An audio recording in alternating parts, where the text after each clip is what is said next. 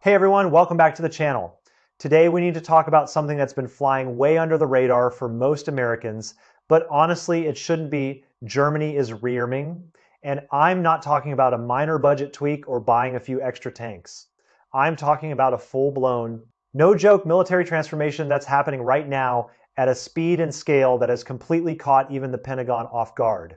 For decades, Germany was the poster child for defensive restraint, a country that basically apologized for having a military. They stuck to homeland defense, played it safe, kept their heads down, and maintained a conservative, stabilization-focused course for generation after generation.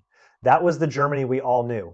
That was the Germany that American presidents from Clinton to Obama could count on to be the reliable, cautious partner who wouldn't rock the boat.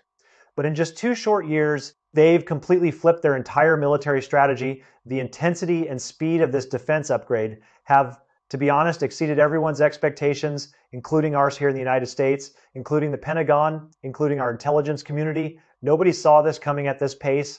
We're talking about a €100 billion class dedicated drone program.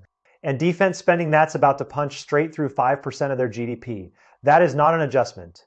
That is a revolution. Germany is throwing a knockout combination of hard power punches across the board.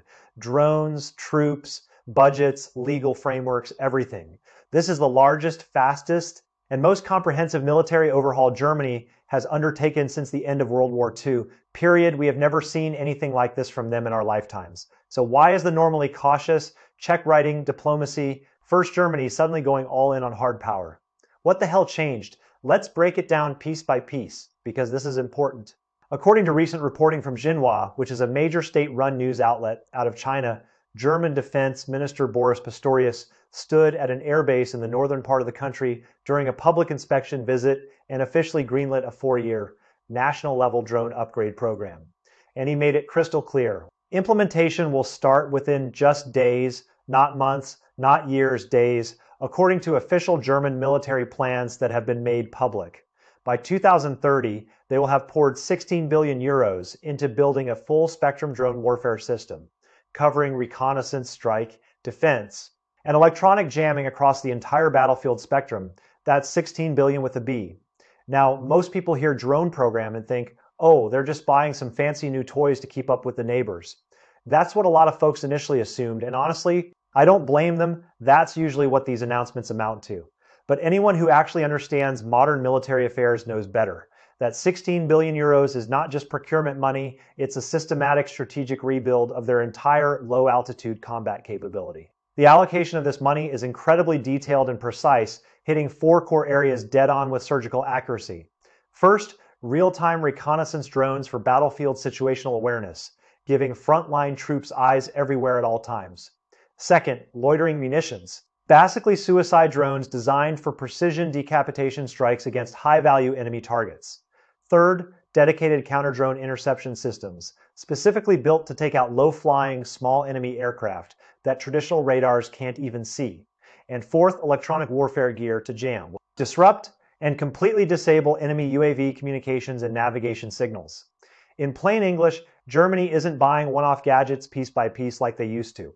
They're closing every single gap in their drone offense and defense all at once in one coordinated push. To create a fully integrated low-altitude kill chain from detection to destruction, they are building a complete combat loop from the ground up, not just bolting on a few new systems.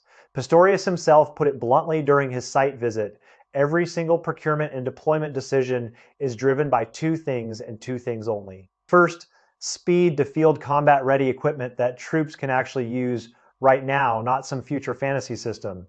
And second, simultaneous realistic combat training that matches actual wartime conditions, not parade ground drills. Every step is strategic and targeted toward real-world combat effectiveness. No more paper soldiers. No more showpiece equipment gathering dust in warehouses. This is about building a force that can actually fight and win modern wars, not just look impressive on NATO brochures. Now, you're probably asking, what the hell scared Germany so badly that they're throwing billions at drones like this? The answer is sitting right there in the mud, rubble, and drone-filled skies of Ukraine.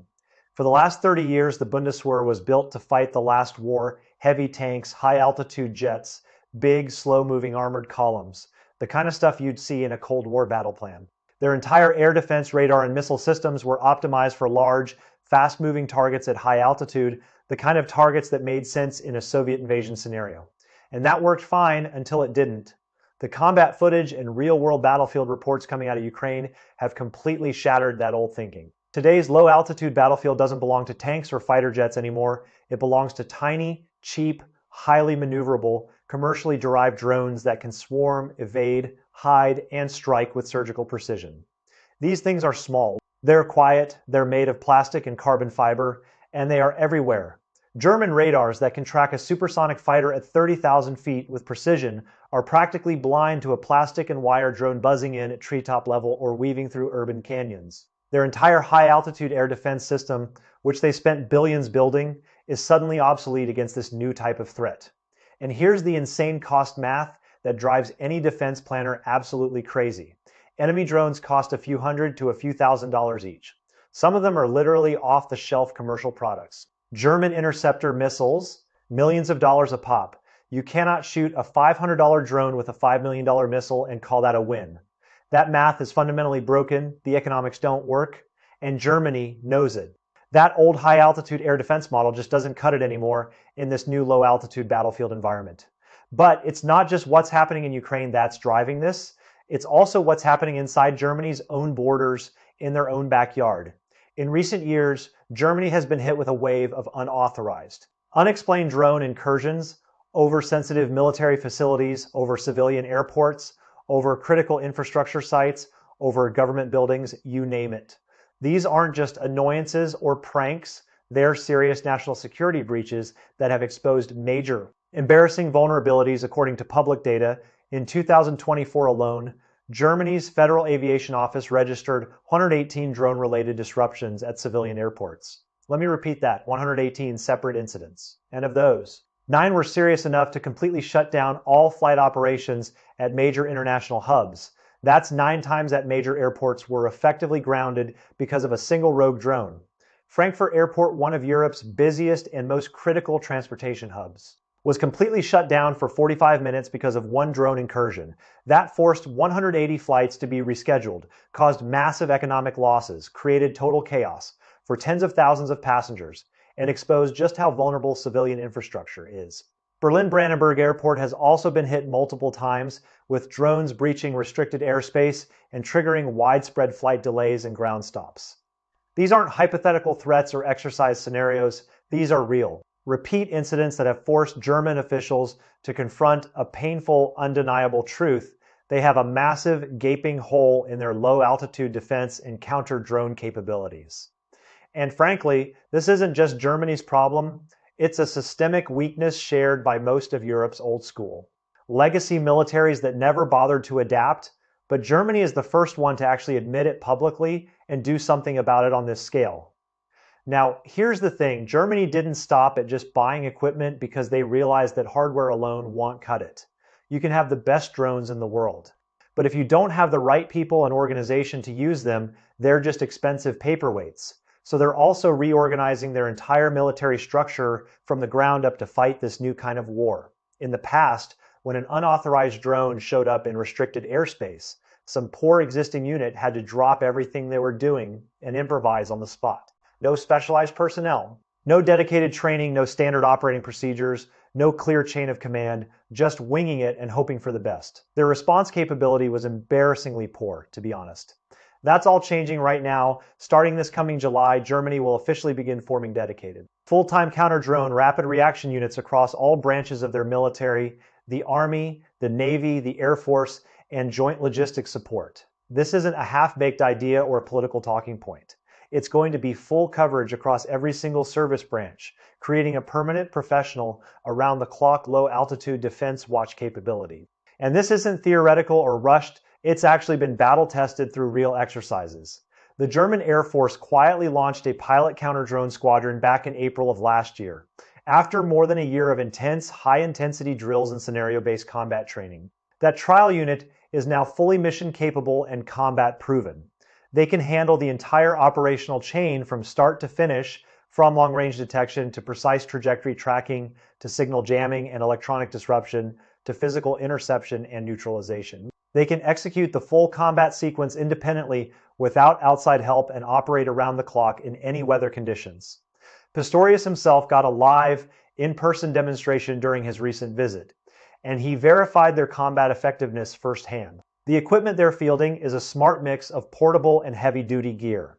On one hand, you have man-portable detectors that individual soldiers can carry in the field to quickly scan for drone signals and raise alerts, perfect for frontline combat troops and base perimeter security. On the other hand, you have high-power, long-range jamming systems that can cut a drone's communication and navigation links from miles away.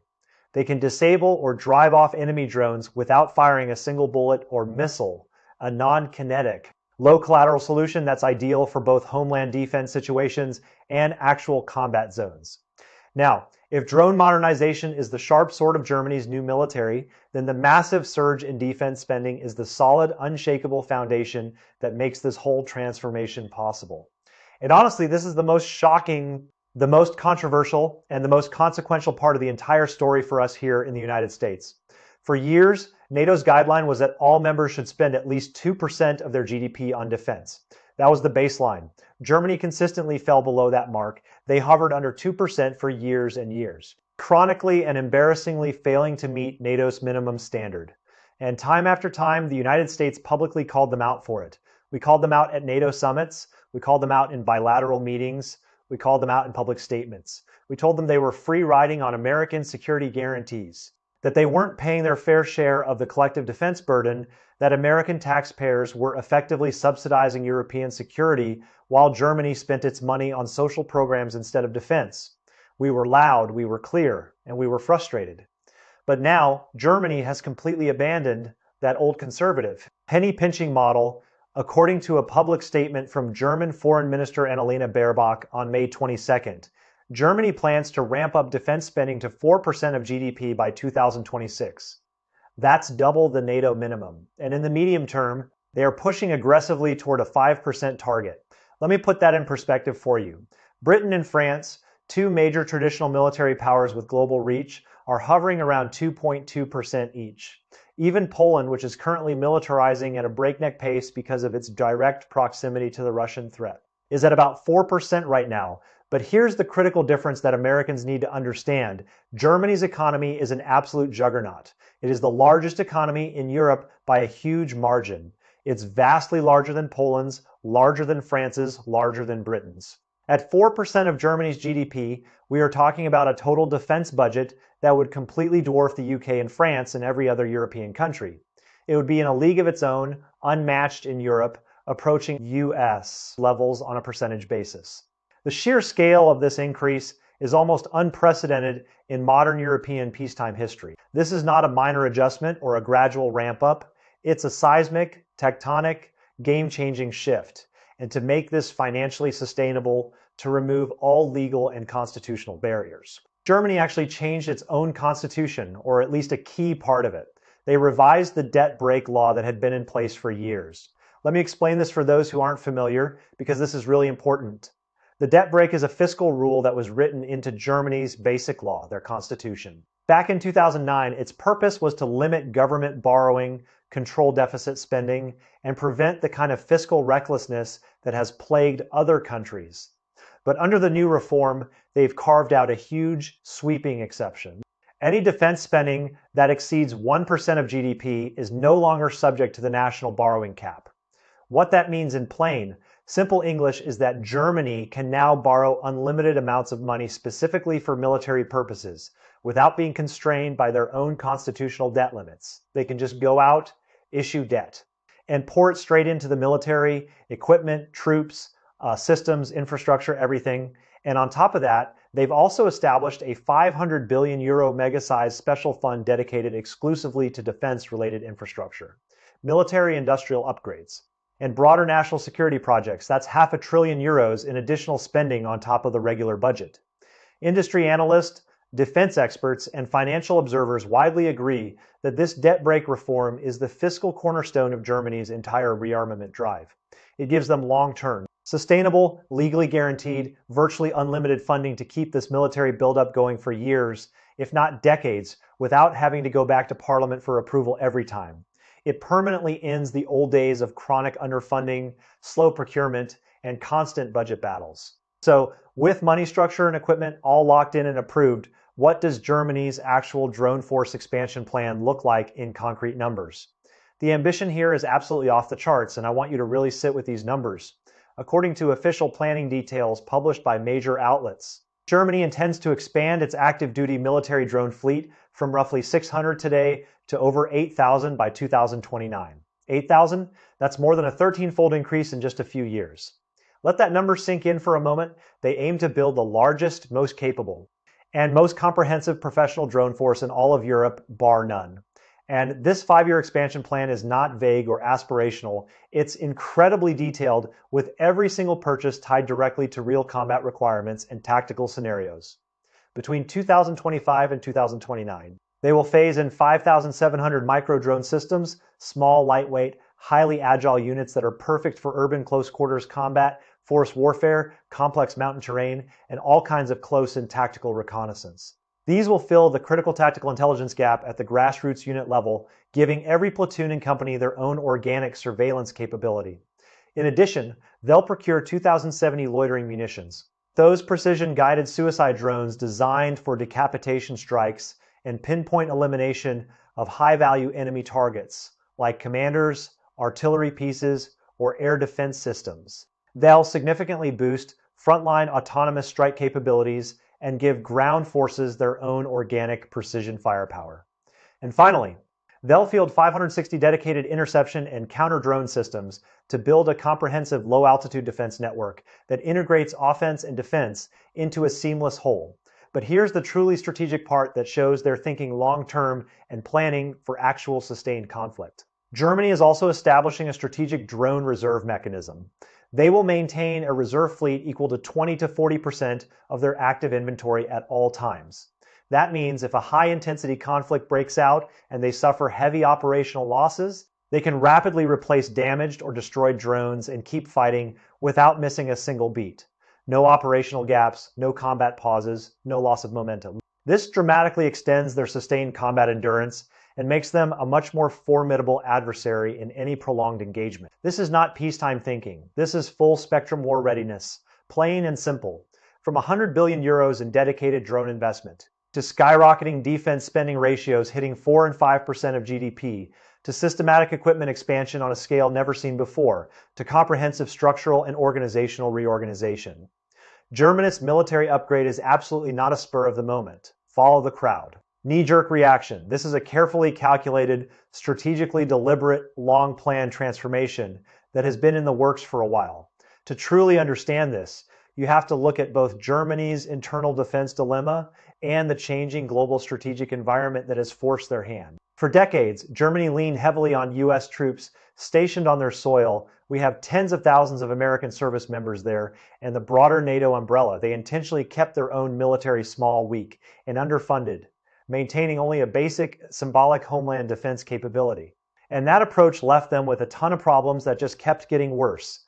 Aging equipment that was decades out of date, shrinking unit sizes that couldn't even meet basic readiness targets, insufficient combat training that left their troops unprepared for real fights. And overall military weakness that had been steadily drifting away from modern warfare standards for years and years. But the global strategic picture has changed dramatically, and we Americans have been a big part of that change. The United States has made it abundantly, repeatedly, and unequivocally clear that our strategic focus is shifting toward the Asia-Pacific and the Middle East. We are no longer willing or able to fully guarantee Europe's security at the same cost and commitment level as before. We've been consistently and publicly pressing European countries to take on more responsibility for their own regional defense and stop relying on American taxpayers, with the external security blanket gradually pulling back, and with regional security volatility steadily rising, especially with the Ukraine conflict making the threat of modern, high-intensity conventional warfare painfully real and close to home. Germany is under massive, undeniable pressure to step up. They've realized they have no choice but to take on the core responsibility for Europe's regional defense themselves and make a sprint toward becoming a top-tier, first-rate, conventional military power in Europe. And they've smartly identified unmanned, intelligent, networked warfare as the central breakthrough point and the key competitive arena for future military conflicts. Germany has seized this strategic lever, using drone offense and defense systems as the central pillar to drive their entire military modernization from top to bottom. And honestly, from a purely strategic standpoint, this approach is both precise and highly efficient. However, and this is a big however, Germany's rapid, aggressive rearmament is making everyone in Europe deeply uneasy. The entire continent is now caught up in a complicated, contradictory, and emotionally charged strategic chess game. On one hand, from NATO's collective defense perspective, most European countries are suffering from insufficient defense spending and weak military capabilities across the board. They do need Germany to boost its military strength to help share the defense burden within NATO, fill Europe's overall defense gaps, and ease regional security pressures. That much is undeniable, but on the other hand, from a geopolitical and historical standpoint, not a single European country is genuinely comfortable with Germany's rapid military resurgence. Let's be real and honest here, the historical trauma, the collective memory, and the deep-seated security anxieties left over from World War II are deeply, permanently ingrained in the political and cultural DNA of every single European nation. That doesn't just disappear in a few years or even a few decades.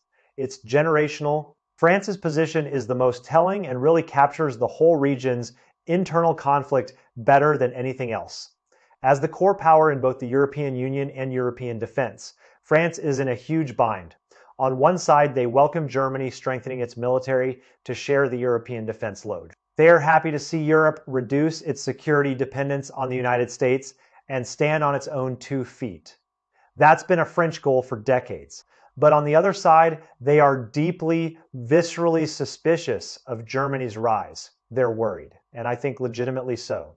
That Germany, with its massive economic weight, its advanced and robust defense industrial base, and its rapidly expanding military capabilities, will quickly overtake France, seize undisputed leadership in European defense industry, and completely upend the internal European power balance that has existed since the end of World War II. And it's not just France. Many smaller European countries are even more bluntly and directly concerned. Some worry that Germany's sky-high military spending and aggressive arms buildup will shatter Europe's long-standing military equilibrium, shift the political and military center of gravity decisively eastward toward Berlin, and create a situation where Germany dominates alone with no counterbalance. Others fear that Germany's aggressive expansion will provoke and antagonize Russia, escalating the post-Ukraine confrontation and triggering a new round of regional military standoffs and arms races that could plunge Europe back into instability and crisis, which nobody wants, facing all this suspicion, wariness, and outright fear from its neighbors. Germany's response strategy is remarkably clear, calculated, and disciplined. They are holding firm to their core strategic position while actively, publicly, and repeatedly signaling reassurance to try and stabilize the situation and calm nerves. German officials have stressed over and over again, publicly and emphatically, that all of their military upgrades are anchored entirely within NATO's collective defense framework.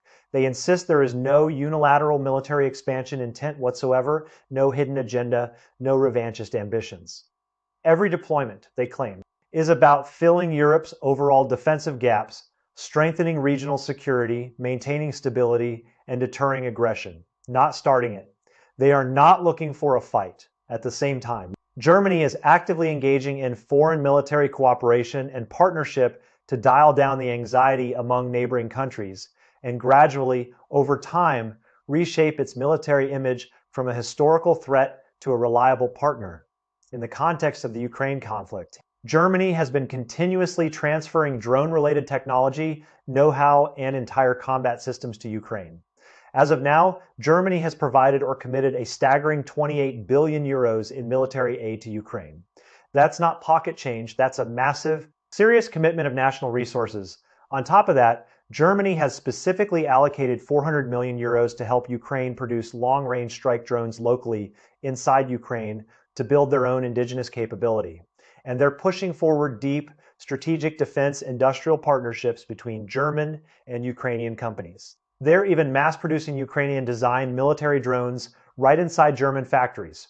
Through all this, Germany is demonstrating concretely that its military power can be used for positive, stabilizing, constructive purposes to empower an ally under direct attack, to help defend European security.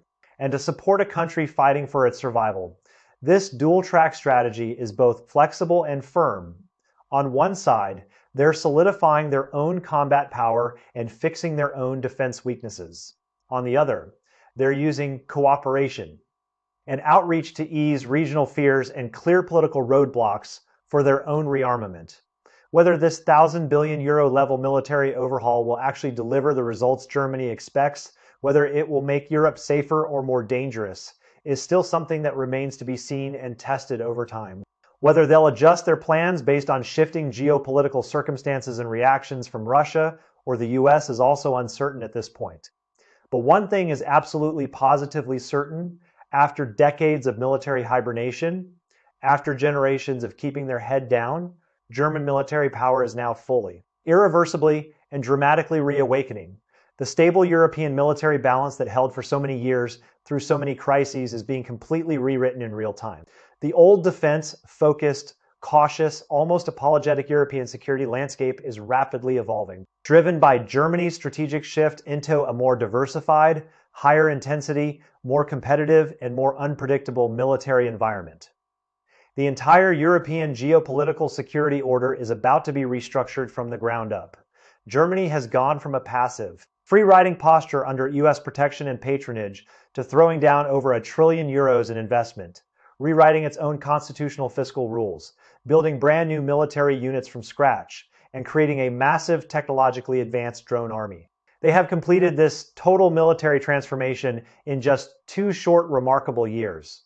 This seemingly straightforward military expansion is actually a reflection of the broader, undeniable trend toward European defense autonomy and self-reliance, and a concrete, physical manifestation of the ongoing global geopolitical realignment that we're all living through. So here's the million-dollar question for all of you, and I genuinely want to hear your take. In your view, is this unprecedented German military expansion and drone-focused buildup going to become the stabilizer that Europe desperately needs? Something that can steady the region, deter aggression, and shield it from external threats? Or is it going to turn into a loaded powder keg, quietly but dangerously reigniting old arms races and geopolitical rivalries across Europe that have been dormant for 70 years? Drop your honest, unfiltered thoughts in the comments section below. I really want to hear what you think, whether you agree with me or not. All right, that's it for this episode. Thanks for sticking with me through all of that. I'll see you in the next one. Peace.